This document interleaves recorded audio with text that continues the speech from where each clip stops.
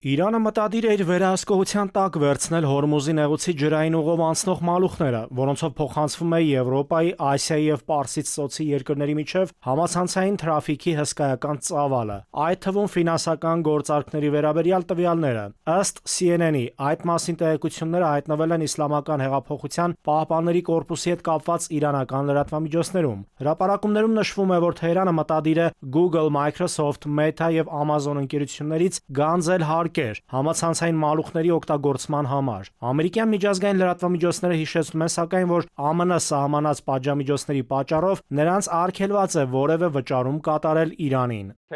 Մենք վճար ենք գանձելու համացանցային մալուխների համար։ Հորմուզի նեղուցում ստեղծված իրավիճակի պատճառով առաջացած մատակարարումների խափանումները ազդում են ոչ միայն էներգակիրների, այլև գյուղատնտեսության համար էական նշանակություն ունեցող ապրանքների գների վրա։ Ըստ Կենտրոնական բանկի նախագահի, Հորմուզի նեղուցում իրավիճակի սրումը կարող է բերել համաշխարհային շուկաներում նավթի եւ բեռնափոխադրումների թանկացման, ինչն իր հերթին կստեղծի նոր գնաճային ճնշումներ նաեւ Հայաստանի վրա, որի պայմաններում առկա է նաեւ պարենային ապրանքների գների աճի ռիսկ,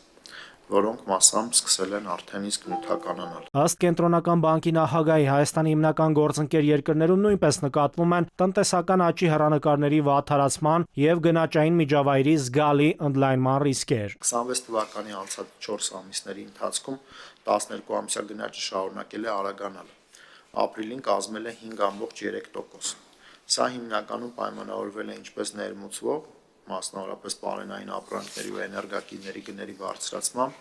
այնպես էլ ներքին տնտեսությունում առաջարկի որոշակի գործոնների ազդեցությամբ։ Ըստ Գալստյանի, տարվա ընթացքում գնաճը կարող է որոշ չափով արագանալ, պայմանավորված արտաքին շուկաներից փոխանցվող ազդեցություններով, հատկապես էներգակիրների եւ ներմուծվող ապրանքների գների փոփոխություններով։ Աշխարհում աճող անորոշությունը կենտրոնական բանկերից պահանջում է ավելի ճկուն եւ կանխարգելիչ քաղաքականություն։ Կենտրոնական բանկի հիմնական գործը այս պայծրությամբ լինելու է հասկանալ, թե գնաճը, որը մենք ունենք 5.3 ու ավելի վերևա գնալու,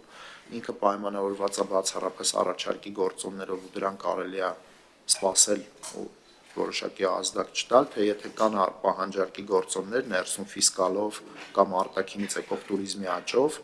մենք պիտի որոշակի արձագանք ունենանք։ Կենտրոնական բանկի համար բավականին բարդ է իր գործիքներով առաջարկի շոկերի վրա ազդելը։ Կարճաժամկետ փուլում ակնկալել որոշակի գործողություններ ճիշտ չի լինի, որովհետև իրավիճակի անորոշությունները մեծ են։ Դոլարի նկատմամբ դրամի արժևորման հիմքում ըստ Կենտրոնական բանկի նախագահի դեպի Հայաստան ֆինանսական հոսքերի ավելացումն է։ Գալստյանը հայտնեց, որ երկրի գլխավոր դրամատունը որոշակի գործառնություններ է իրականացնում արտարժույթի շուկայում։ Մենք անում ենք դա այն ժամանակ, երբ որ շուկան դառնում է միակողմանի կամ շուկայում ձևավորվում է մի իրավիճակ, որ կա առաջարկ, բայց չկա պահանջարկ կամ